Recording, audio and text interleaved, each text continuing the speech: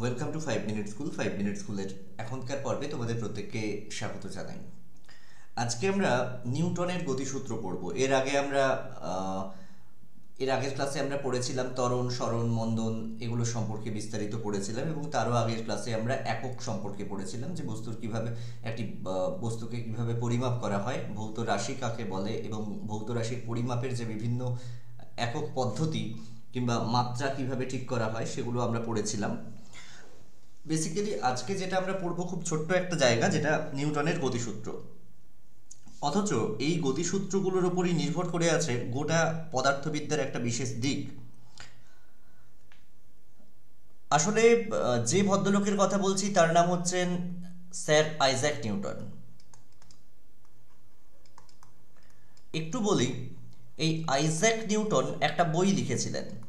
এই বইটার নাম হচ্ছে প্রিন্সিপিয়া। এই প্রিন্সিপিয়া বলে যে গ্রন্থটি, এখানে 3টে গতিসূত্র তিনি লিখেছিলেন। আরও অনেকগুলো সূত্র সেখানে ছিল, কিন্তু এই প্রিন্সিপিয়া গ্রন্থে 3টে গতিসূত্র ছিল। তাহলে এই আইজ্যাক নিউটনের যদি আমরা গতিসূত্রের কথা বলি, তাহলে 3টে সূত্রর কথা বলতে হবে। কি কি না, প্রথমটিকে বলছি আমরা প্রথম গতিসূত্র বা নিউটনের প্রথম গতিসূত্র। প্রথম গতিসূত্রে নিউটন কি বললেন? প্রথম গতিসূত্রে নিউটন বললেন, বাইরে থেকে প্রযুক্ত বল দ্বারা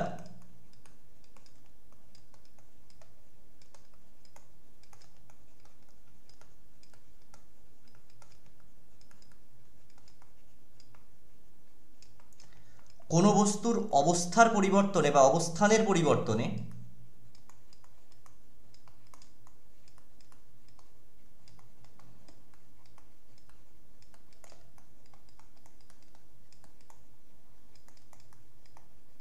বাধ্য না করলে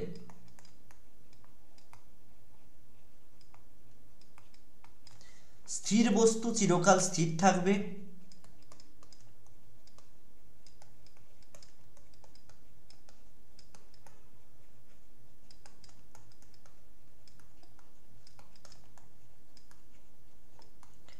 এবং গতিশীল বস্তু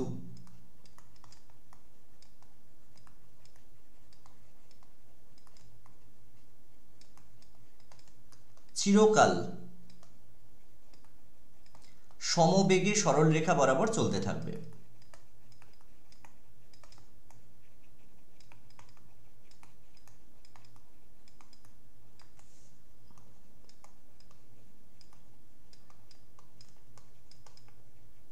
তাহলে খুব সহজ একটা কথা, অথচ এই কথার মধ্যে কত জটিলতা লুকিয়ে আছে একটু খেয়াল করো। তিনি বলছেন, বাইরে থেকে প্রযুক্ত বল দ্বারা কোনো বস্তুর অবস্থানের পরিবর্তনে বাধ্য না করলে স্থির বস্তু চিরকাল স্থির থাকবে এবং গতিশীল বস্তু চিরকাল সমবেগে সরলরেখা বরাবর চলতে থাকবে। এখান থেকে আমরা কি পেলাম? আমরা এখানে দেখো স্থির বস্তু বলে একটি উল্লেখ পেলাম। স্থির বস্তু, স্থির বস্তু কি সেটা আমাদের জানা বাকি থেকে গেছে, সেটা আমাদের জানতে হবে। আমরা আর একটা উল্লেখ পেলাম যে গতিশীল বস্তু। তাহলে গতিশীল বস্তু কি, এটাও খুব ইম্পর্ট্যান্ট একটা বিষয়, যে কোন বস্তুটাকে আমরা স্থির বস্তু বলবো বা কোন কণাটাকে স্থির কণা বলবো আর কোন কণাটাকে গতিশীল কণা বলবো।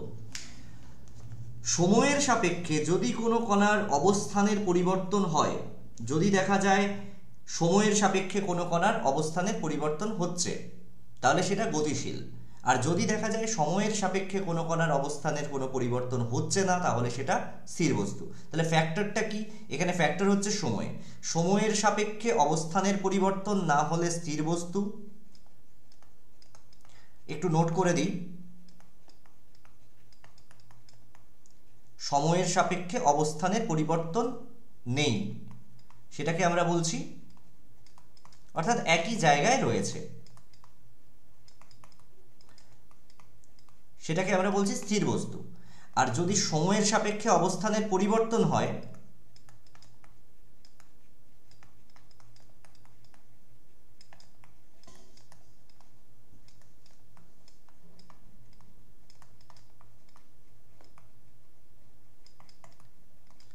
তাহলে সেটাকে আমরা বলবো গতিশীল বস্তু। এবারে এখানে আরো একটা ইম্পর্টেন্ট বিষয় রয়েছে, খুব ভালো করে শোনো। এই যে স্থির বস্তু বা গতিশীল বস্তু, আমি বলছি গতিশীল বস্তু চিরকাল সমবেগে সরলরেখা বরাবর চলতে থাকবে। কেন চলতে থাকবে? না, প্রযুক্ত বল এই গতিশীল বস্তুর গতিকে হয় বাড়াবে অথবা কমাবে। যদি প্রযুক্ত বল না থাকে তাহলে যেভাবে চলছে সেভাবেই চলতে থাকবে, এটা খুব সিম্পল সহজ একটা বাস্তব কথা। কিন্তু এই নিউটনের প্রথম গতিসূত্র থেকে আমরা কি পেলাম, আমরা কেন এই নিউটনের প্রথম গতিসূত্রটাকে দেখব? প্রথম গতিসূত্র থেকে আমরা পেলাম বলের সংজ্ঞা। কিরকম বলের সংজ্ঞা পেলাম? আমি বলছি নিউটনের প্রথম গতিসূত্র থেকে আমরা বলের সংজ্ঞা পেয়ে গেলাম, সরি জাড্ডের সংজ্ঞা পেয়ে গেলাম। প্রথম আমি এক এক করে বলছি, আমি বস্তুর জাড্য বল সমস্ত কিছু বলবো, ঠিক আছে? আচ্ছা, বলের সংজ্ঞাটাই প্রথমে বলে দিই। আমি বলের কিরকম সংজ্ঞা পেলাম, গতিসূত্রটা ভালো করে দেখো। গতিসূত্রটা ভালো করে দেখলে এখানে কি বলা হচ্ছে, বলা হচ্ছে বাইরে থেকে প্রযুক্ত বল দ্বারা কোনো বস্তুর অবস্থানের পরিবর্তনে বাধ্য না করলে স্থির বস্তু চিরকাল স্থির থাকবে এবং গতিশীল বস্তু চিরকাল সমবেগে সরলরেখা বরাবর চলতে থাকবে। আমি এখানে বলের সংজ্ঞা তাহলে কি পাচ্ছি? আমি পাচ্ছি বাইরে থেকে যা প্রয়োগ করে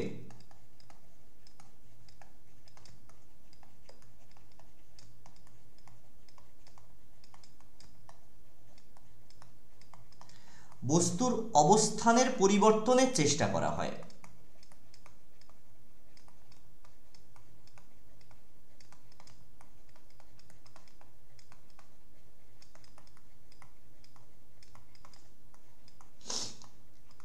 তার মানে কি? তার মানে হচ্ছে স্থির বস্তুকে গতিশীল করার চেষ্টা করা হয়।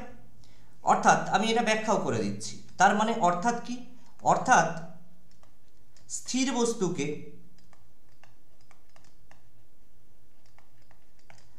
গতিশীল করা হয় অথবা গতিশীল করার চেষ্টা করা হয়,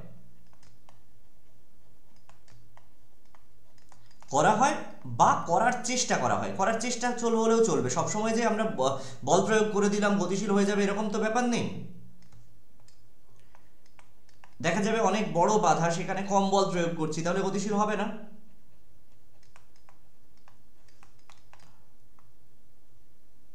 অথবা গতিশীল বস্তুকে স্থির করা হয়, মানে স্থির অবস্থানে আনা হয়।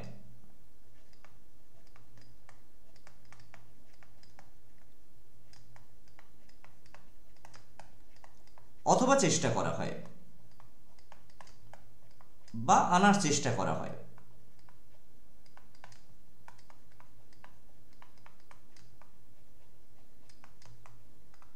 সেটাই হচ্ছে বল, সেটাই হচ্ছে বল। আমি আর লিখলাম না। বাইরে থেকে যা প্রয়োগ করে বস্তুর অবস্থানের পরিবর্তনের চেষ্টা করা হবে, অর্থাৎ স্থির বস্তুকে গতিশীল করা হবে বা করার চেষ্টা করা হবে, অথবা গতিশীল বস্তুকে স্থির অবস্থানে আনা হবে অথবা আনার চেষ্টা করা হবে, সেটা হচ্ছে বল। এই দেখো, স্থির বস্তু গতিশীল করা হবে অথবা চেষ্টা করা হবে, এর অর্থ হচ্ছে স্থির বস্তুকে যখন আমরা গতিশীল করব তখন স্থির বস্তু গতিশীল হতে চাইবে না, স্থির বস্তু চাইবে তার অবস্থানে স্থির থাকতে। আর গতিশীল বস্তুকে যখন স্থির অবস্থানে আনবো অথবা আনার চেষ্টা করব, তখন গতিশীল বস্তু কখনোই চাইবে না স্থির হয়ে যেতে, সে চাইবে তার অবস্থানে স্থির থাকতে। বস্তুর এই যে ধর্ম, এটাকে আমরা বলি জাড্য ধর্ম। আমরা পরের পেজে পড়ব। তাহলে আমরা এই নিউটনের প্রথম গতিসূত্র থেকে কি কি পাচ্ছি, আমাদের প্রাপ্তি কি? এখানে আমাদের দুটো প্রাপ্তি। একটা পাচ্ছি আমরা বলের সংজ্ঞা, আর দ্বিতীয় আমরা পাচ্ছি জাড্ডের সংজ্ঞা।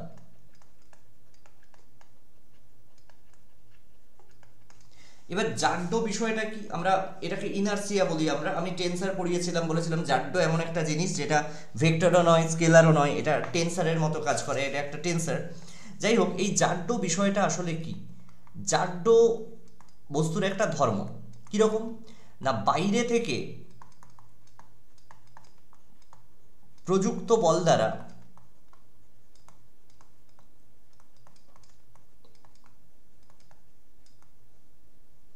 বস্তুর অবস্থানের পরিবর্তনের চেষ্টা করা হলে,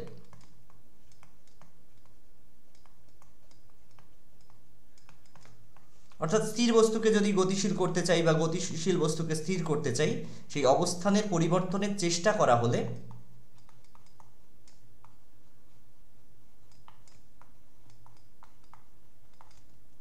যে ধর্মের সাহায্যে এখানে হিন্দু মুসলিম ধর্ম বলছি না, ধর্ম মানে প্রপার্টি, যে ধর্মের সাহায্যে বস্তু বাধা দেয়,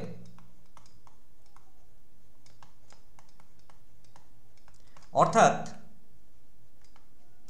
তার নিজের অবস্থানে থাকতে চায়।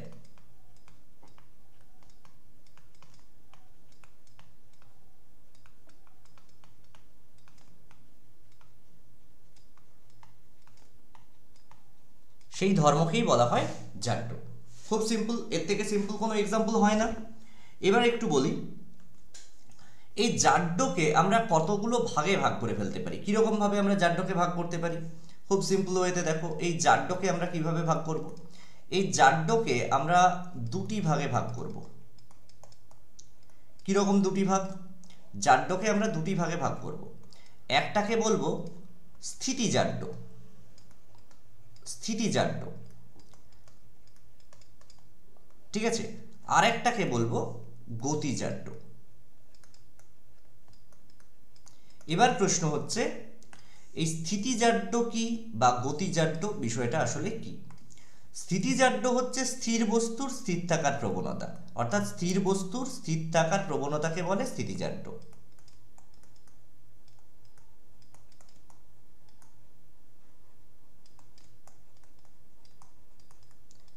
আবার ধরো গতিশীল বস্তুর গতিশীল থাকার বা চিরকাল সমবেগে চলার প্রবণতাকে বলে গতিজাড্য। তাহলে এটা আমি লিখে দিই, গতিশীল বস্তুর চিরকাল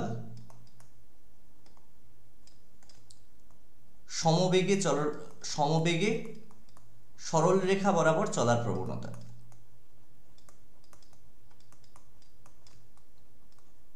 সে বাঁকতে চাইবে না কখনো,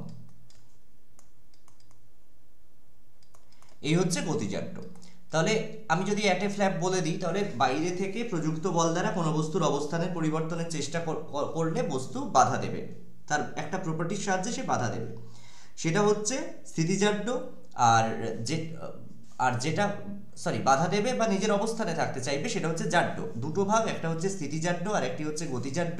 স্থির বস্তু স্থির থাকার প্রবণতা হচ্ছে স্থিতিজাড্য, আর গতিশীল বস্তুর গতিশীল থাকার প্রবণতা হচ্ছে গতিজাড্য। এখানে কয়েকটা উদাহরণ তোমাদের একটু জানতে হবে, যেগুলো মোটামুটি এক্সামে আসে, বারবার করেই আসে। প্রথম যেটার উদাহরণ জানতে হবে সেটা হচ্ছে স্থিতিজাড্য। এই স্থিতিজাড্যের কোন কোন কার্যকরী উদাহরণ আছে যেগুলো এক্সামে আসে? প্রথম যেটা তোমরা জানবে, কোনো গাড়ি যদি হঠাৎ চলতে শুরু করে,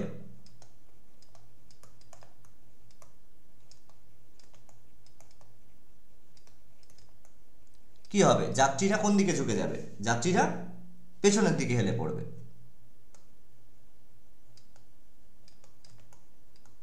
যে কারণে বাইকে অনেক অ্যাক্সিডেন্ট হয়, হঠাৎ করে বাইক চালিয়ে দিলে পেছনের দিকে পড়ে যায়।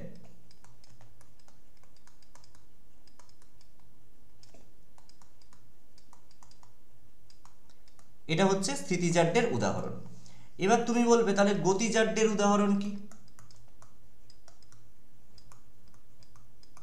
এটাও মাথার মধ্যে রাখো। ধরো একটা গাড়ি চলছে, একটা চলন্ত গাড়ি হঠাৎ থেমে গেল,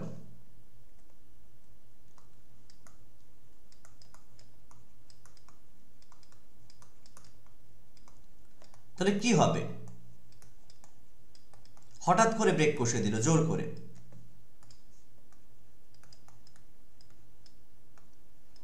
যাত্রীরা সামনের দিকে হেলে যাবে। তোমরা যখন বদমাশি করে পেছনে কাউকে বসিয়ে নিয়ে যাও, তখন এই কাজটিই করো।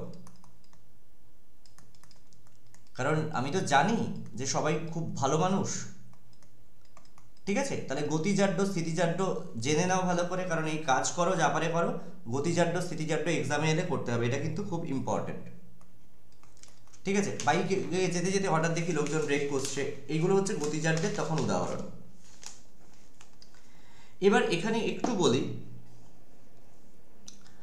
দ্বিতীয় গতিসূত্র তাহলে কি? প্রথম গতিসূত্র হলো, এবার আমি বলছি দ্বিতীয় গতিসূত্র। প্রথম গতিসূত্র আমরা পড়েছি, এবার আমি বলছি দ্বিতীয় গতিসূত্র কি। দ্বিতীয় গতিসূত্রটা কি?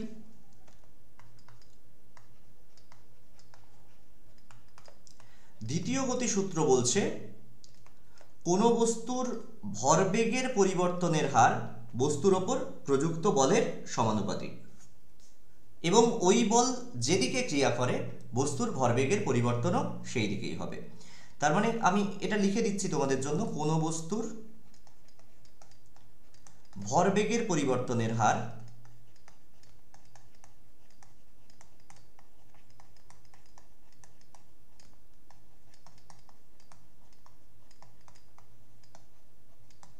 বস্তুর ওপর প্রযুক্ত বলের সমানুপাতিক।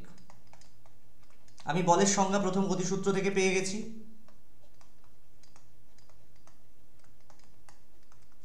এবার ওই বলটা কোন দিকে ক্রিয়া করবে? বল তো ভেক্টর, তাহলে আমাকে দিক ঠিক করে দিতে হবে। ভেক্টর মানেই তার দিক আছে, এবং ওই বল যেদিকে ক্রিয়া করবে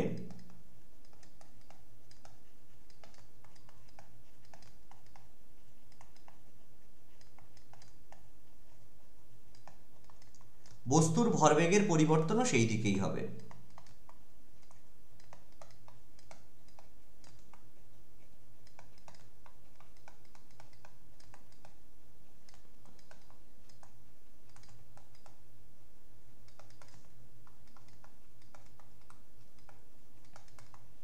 এটা কিন্তু খুব ইম্পর্ট্যান্ট একটা সূত্র।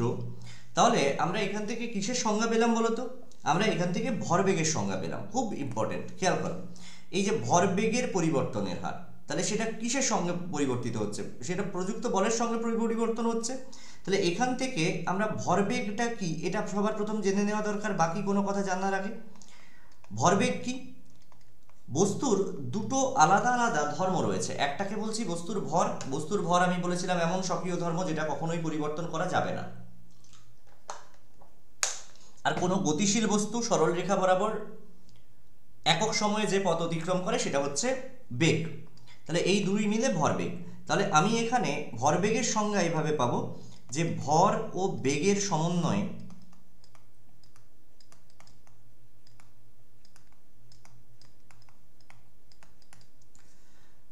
কোনো গতিশীল বস্তুতে সৃষ্ট গতির পরিমাণকে বস্তুর ভরবেগ বলে।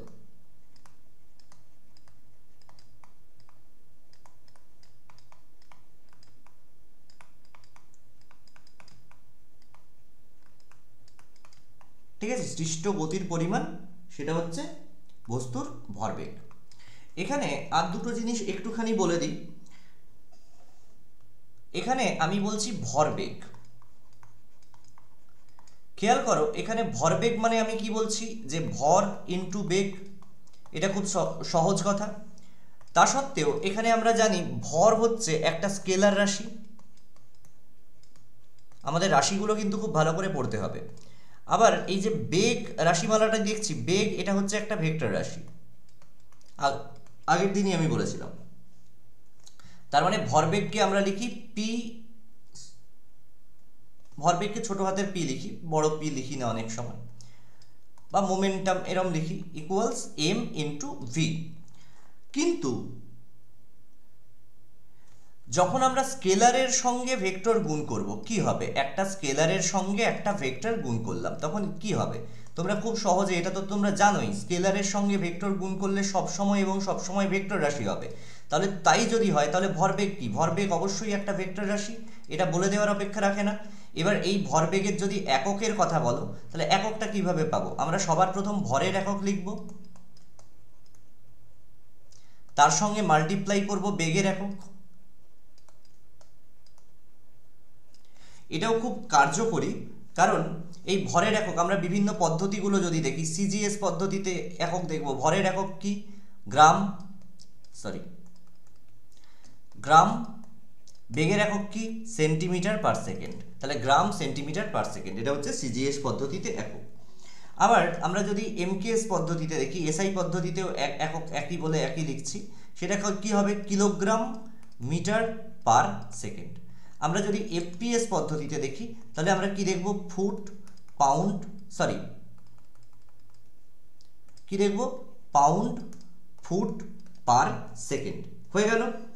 এখানে বলি এই দুটো সূত্রকে কাজে লাগিয়ে আমরা বস্তুর বলের পরিমাপ করতে পারি। কিসের পরিমাপ করতে পারি? না, আমরা এই সূত্রগুলোকে কাজে লাগিয়ে বলের পরিমাপ করতে পারি। কিরকম ভাবে বলের পরিমাপ আমরা করব? বলছে একটা বস্তু রয়েছে, যে কোনো একটা কণা রয়েছে যেটা এ বিন্দুতে রয়েছে, সেই কণাটার উপরে একটা বল প্রয়োগ করা হলো। এই যে বস্তুটা বা এই কণার উপরে পি একটা বল প্রয়োগ করা হলো, ফলে এই কণাটার ভর কত? এই কণার ভর হচ্ছে এম। এই কণা প্রথমে ইউ বেগে চলছিল, খুব প্রাথমিক বেগ হচ্ছে ইউ। সেখান থেকে হঠাৎ করে জোরে জোরে চলতে শুরু করলো, অথবা আস্তে আস্তে, যেটা খুশি যেন তেন প্রকারেণও সে চলছে। চলতে চলতে বস্তুটা এরকম এদিকে চলতে চলতে সে বি অবস্থানে পৌঁছলো। তারপরেও চলছে, কিন্তু আমি বি অবস্থানটাই নিচ্ছি। বি অবস্থানে সে পৌঁছলো। বি অবস্থানে তার বেগ হলো ভি, কিন্তু বস্তুর ভরের তো কোনো পরিবর্তন হলো না, এখানে তো এম ভরই চলছে। এখানে খেয়াল করো কি হলো, এখানে বস্তুর প্রাথমিক ভরবেগ কত? আমরা যদি এই বস্তুটা ধরি, প্রাথমিক ভরবেগ কত? প্রাথমিক ভরবেগ মানে ভর ইন্টু প্রাথমিক বেগ, দ্যাট ইজ ইনিশিয়াল ভেলোসিটি। তাহলে প্রাথমিক বেগ কত? আমাকে স্বভাবতই এখানে খুঁজে বের করতে হবে প্রাথমিক বেগ কত। ইউ হচ্ছে প্রাথমিক বেগ, আমি বে বলে লিখছি প্রাথমিক বেগ। তাহলে প্রাথমিক ভরবেগ কত? ভর হচ্ছে এম, বেগ হচ্ছে ইউ। আবার অন্তিম বেগ কত? এই যে ভি, এটাকে আমরা অন্তিম বেগ বে লিখছি, ঠিক আছে? তাহলে অন্তিম ভরবেগ কত? খেয়াল করো অন্তিম ভরবেগ কত পাচ্ছি? আমি পাচ্ছি ভর ইন্টু অন্তিম বেগ। এবারে তার মানে কত? M V. এখানে খেয়াল করো কি বলা হচ্ছে দ্বিতীয় গতিসূত্রে, বস্তুর ভরবেগের পরিবর্তনের হার বস্তুর ওপর প্রযুক্ত বলের সমানুপাতিক। তাহলে আমার এই দুটো থেকে জানতে হবে ভরবেগের এই যে এ অবস্থান থেকে বি অবস্থানে যাওয়ার জন্য তার টি সেকেন্ড সময় লাগলো ধরো, তাহলে এখানে ভরবেগের কতটা পরিবর্তন হলো? ভরবেগের পরিবর্তন কতটা হলো? ভরবেগের পরিবর্তন হলো অন্তিম ভরবেগ মাইনাস প্রাথমিক ভরবেগ। সেটা কিভাবে পাবো? তাহলে আমরা পাচ্ছি M V minus M U. তাহলে এম যদি কমন নিয়ে নিই, M into V minus U, ভরবেগের পরিবর্তন। তাহলে এখান থেকে আমরা ভরবেগের পরিবর্তনের হার কিভাবে পাবো? খেয়াল করো ভরবেগের পরিবর্তনের হার কিভাবে পাচ্ছি? হার মানে কি? একক সময়ে যতটা পরিবর্তন হবে। তার মানে ভরবেগের পরিবর্তন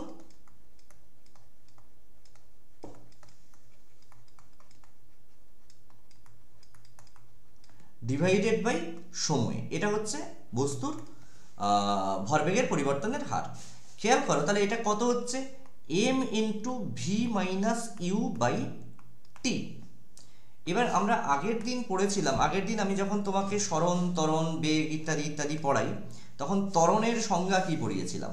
আমরা ত্বরণ পড়িয়েছিলাম। ত্বরণ পড়ানোর সময় কি বলেছিলাম? যে একটা কণার বেগ যদি ক্রমশ বাড়তে থাকে, তাহলে বেগ বৃদ্ধির হারকে বলবো ত্বরণ। কীরকমভাবে? এ অবস্থানে একটা কণা রয়েছে, তারপর সেটা বেগ বেড়ে গেল, বি অবস্থানে চলে গেল, প্রাথমিক বেগ হচ্ছে ইউ, অন্তিম বেগ হচ্ছে ভি, টি সময়ে এরকম অবস্থানে সে পৌঁছে গেল। তাহলে এফ মানে সমান কি বলেছিলাম? V minus U over T. তাহলে তারপরে স্টেপে করেছিলাম F T equals V minus U, তারপরে ভি ইকুয়ালস লিখেছিলাম ইউ প্লাস এফ টি। এটা আমরা বের করেছিলাম। তাহলে এইখান থেকে বলো এফকে আমরা কিভাবে ডিফাইন করছি? এফকে ডিফাইন করছি ভি মাইনাস ইউ বাই টি। এই জায়গাটাতে এইটুকু জায়গায় দেখো ভি মাইনাস ইউ বাই টি, এটা হচ্ছে এম ইন্টু এফ। এবারে দ্বিতীয় গতিসূত্র কি বলছে?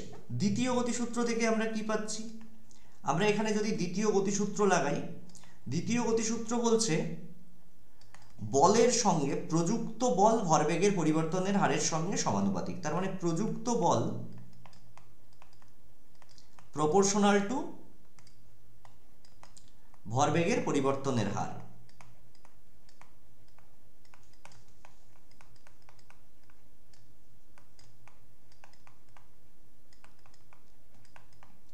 তাহলে কি হচ্ছে এটা? প্রযুক্ত বল হচ্ছে পি, আমি বলেছি এখানে পি বল প্রয়োগ করেছি। It is proportional to M F, ঠিক আছে? এবার দেখো তাহলে এই জায়গাটায় আমরা কি লিখতে পারি? তাহলে একটা প্রপোর্শনাল কনস্ট্যান্ট দিয়ে দেবো, that is P equals K into M into F. এখান থেকে আমরা একটা সংজ্ঞা পাই। কিরকম সংজ্ঞা? যে একক সময়ে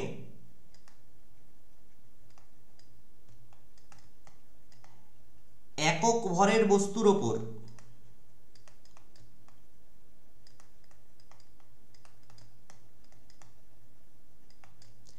একক বল প্রয়োগ করলে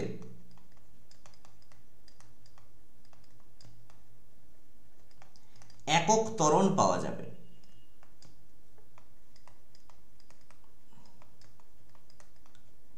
তার মানে কি?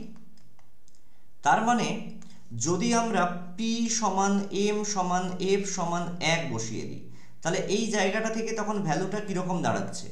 এই জায়গা থেকে ভ্যালু তখন দাঁড়িয়ে যাচ্ছে 1 ইকুয়ালস কে ইন্টু 1 ইন্টু 1। এখান থেকে আমরা পেয়ে যাচ্ছি কে এর মান হচ্ছে 1। এই কে এর মান 1 আমরা এইখানে বসিয়ে দেব, দিলে কি পাবো? P equals M F. এটা হচ্ছে বলের পরিমাপের রাশিমালা। এইটিকে বলা হয় বলের পরিমাপের রাশিমালা। এটা আমাদের জানতে হবে। এবার একটু বলি, আমরা তো পেয়ে গেলাম পি ইকুয়ালস এম এফ, বলের পরিমাপের রাশিমালা পেয়ে গেলাম, খুব ভালো কথা। তার মানে আমরা কি পেলাম? আমরা পেলাম বল সমান ভর ইন্টু ত্বরণ। ত্বরণ মানে কোনো বস্তুর বেগ যদি ক্রমশ বাড়তে থাকে, সেই বস্তুর বেগের বৃদ্ধির হারকে বলা হয় ত্বরণ। এটা আমরা সংজ্ঞা পেয়েছি। এবার আমরা যদি বলের এককের কথা বলি, এই বলের একক আবার দু রকমের একক পাওয়া যায়। এটা দুটো টাইপের। কীরকম? একটা হচ্ছে অভিকর্ষীয় একক। আচ্ছা, পরম এককটা প্রথমে বলে দিই, তারপর অভিকর্ষীয় একক বলবো। প্রথমটিকে বলছি পরম একক। পরম একক মানে কি? এসআই পদ্ধতিতে বলের পরম একক কি? এসআই পদ্ধতিতে পরম একক হচ্ছে নিউটন, যেটাকে আমরা ইংরেজি ক্যাপিটাল এন দ্বারা প্রকাশ করি। সিজিএস পদ্ধতিতে পরম একক কি? সিজিএস পদ্ধতিতে হচ্ছে ডাইন, DYNE, ডাইন। এখানে একটু বলি, এই নিউটন কাকে বলছি আমরা? এই নিউটন কথাটা আমরা এখানে নিউটন কথাটা ব্যবহার করছি। এই নিউটন আমরা কাকে বলছি? 1 কিলোগ্রাম বস্তুর ওপর ক্রিয়া করে 1 মিটার পার সেকেন্ড স্কোয়ার ত্বরণ সৃষ্টি করবে যে বল, তাকে বলবো 1 নিউটন। আমি লিখে দিচ্ছি, 1 কিলোগ্রাম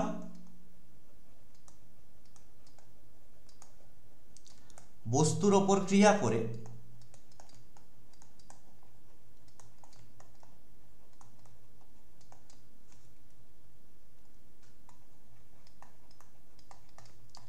বস্তুতে 1 মিটার পার সেকেন্ড স্কোয়ার ত্বরণ সৃষ্টি করে যে বল,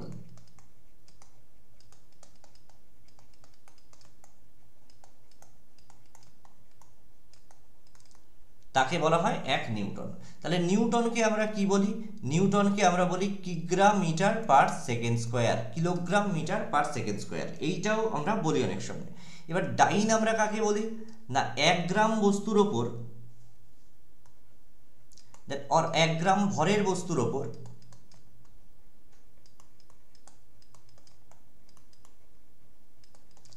ক্রিয়া করে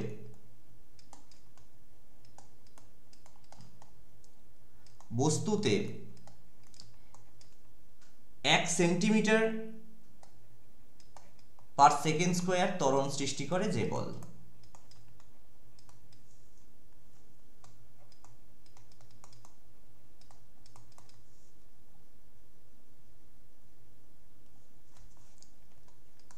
তাকে আমরা বলি ডাইন।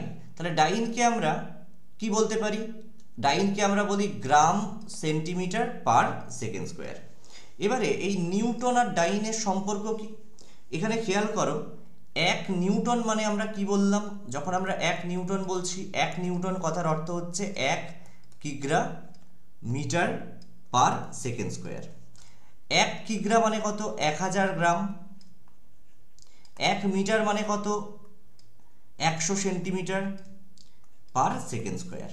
তাহলে কত হয়ে গেল? আমরা যদি এই সাংখ্যমানগুলোকে গুণ করি, 1-এর পেছনে 1, 2, 3, 4, 5টা শূন্য হয়ে গেল, গ্রাম সেন্টিমিটার পার সেকেন্ড স্কোয়ার। এই গ্রাম সেন্টিমিটার পার সেকেন্ড স্কোয়ারকেই তো আমরা ডাইন বলছিলাম, একটু আগেই তো বললাম। তার মানে 10⁵ ডাইন তাহলে 1 নিউটন মানে কত? 10⁵ ডাইন। আমরা এখান থেকে সম্পর্কটা পেয়ে গেলাম। এইবারে আমরা বলবো অভিকর্ষীয় এককের কথা। পরম একক বলে দিলাম, আমরা তাহলে অভিকর্ষীয় একক একটু বলে দিই। অভিকর্ষীয় একক যদিও খুব একটা ইম্পর্টেন্ট নয়,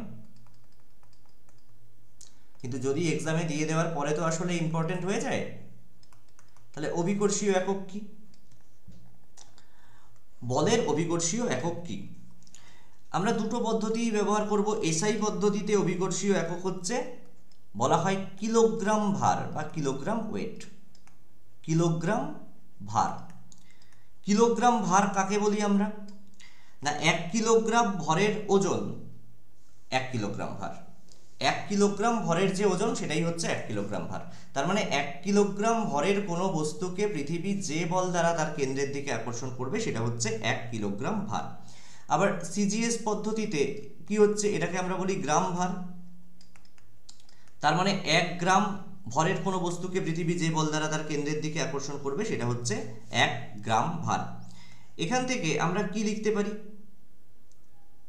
এখান থেকে আমরা কি লিখবো? 1 গ্রাম ভার মানে কত? একটু খেয়াল করো, এই জায়গাটার ক্যালকুলেশনটা একটু দেখা উচিত। এই জায়গাটা দেখো, 1 গ্রাম ভার বলছি আমি। 1 গ্রাম ভার মানে কত? তার মানে 1 গ্রাম ইন্টু ভারকে আমরা কি বলি? G centimetre per second square.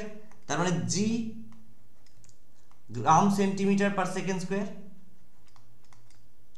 এই জি এর মান কত? জি এর মান কেউ বলে 980 সেন্টিমিটার পার সেকেন্ড স্কোয়ার, আবার কেউ বলে 980, 981, মানটা 981, ঠিক আছে? তাহলে 1 গ্রাম ভার মানে কত? 1 গ্রাম ভার মানে তাহলে 980 অথবা 81, যাই খুশি বলো, গ্রাম সেন্টিমিটার পার সেকেন্ড স্কোয়ার। এই গ্রাম সেন্টিমিটার পার সেকেন্ডকে আমরা বলি, সেকেন্ড স্কোয়ারকে বলি ডাইন, দ্যাট ইজ 980 ডাইন। 1 গ্রাম ভার মানে 980 ডাইন। তেমনিভাবে 1 কিলোগ্রাম ভার মানে কত? 1 কিলোগ্রাম ভার মানে কত?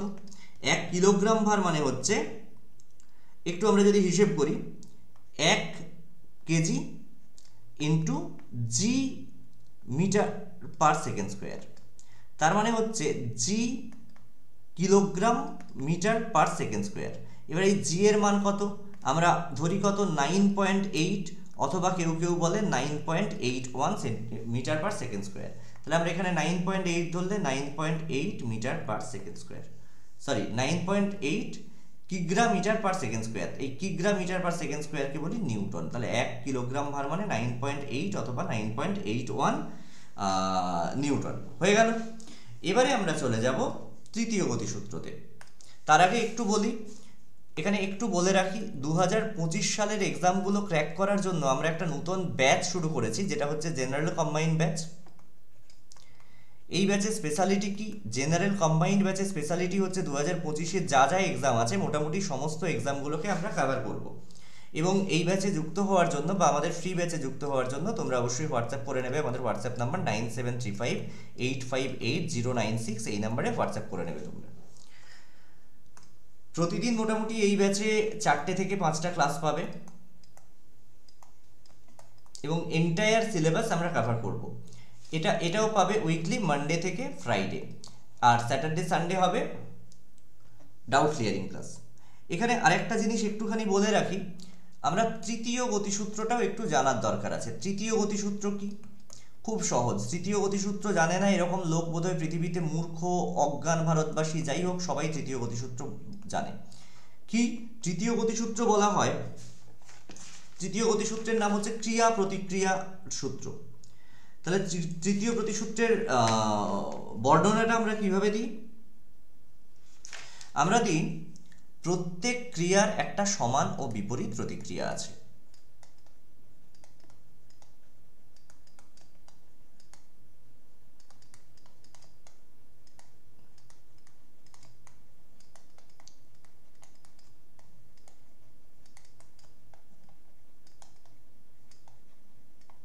এখানে খেয়াল করো, প্রত্যেক ক্রিয়ার একটা সমান ও বিপরীত প্রতিক্রিয়া আছে।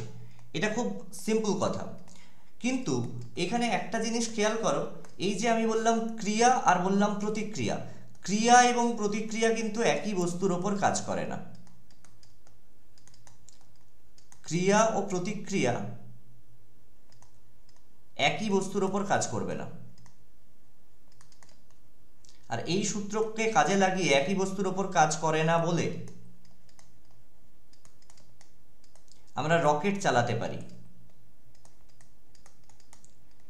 ঠিক আছে, আমরা রকেট কামান থেকে গোলা ছুঁড়লে তাই জন্য পেছনের দিকে ধাক্কা লাগে, সামনের দিকে এগিয়ে যায়। কারণ যখন গোলা ছুঁড়ি কিংবা যখন রকেট, আমরা ধরো রকেট ছুঁড়ছি এরকম, এই রকেটটা কি হচ্ছে, রকেট সবার প্রথম নিচের দিকে প্রচুর ধোঁয়া ছেড়ে প্রচুর একটা বল তৈরি করছে, সমান বল দিয়ে পৃথিবী তাকে ছেড়ে দিচ্ছে। দেখো, ক্রিয়াটা কাজ করছে কার ওপরে, এই গ্রাউন্ডের ওপরে, আর প্রতিক্রিয়াটা কাজ করছে কার ওপর, রকেটের ওপরে। এটা আমরা পরের দিন আলোচনা করব, আজকে অনেকটা বড় ক্লাস হয়ে গেল। তো আজকে এই পর্যন্তই, পরের ক্লাসে দেখা হচ্ছে তোমাদের সঙ্গে। আমরা তৃতীয় গতিসূত্র এবং এগুলোর গাণিতিক দিকগুলো নিয়ে আলোচনা করব। অনেক ধন্যবাদ, এখানেই শেষ করলাম।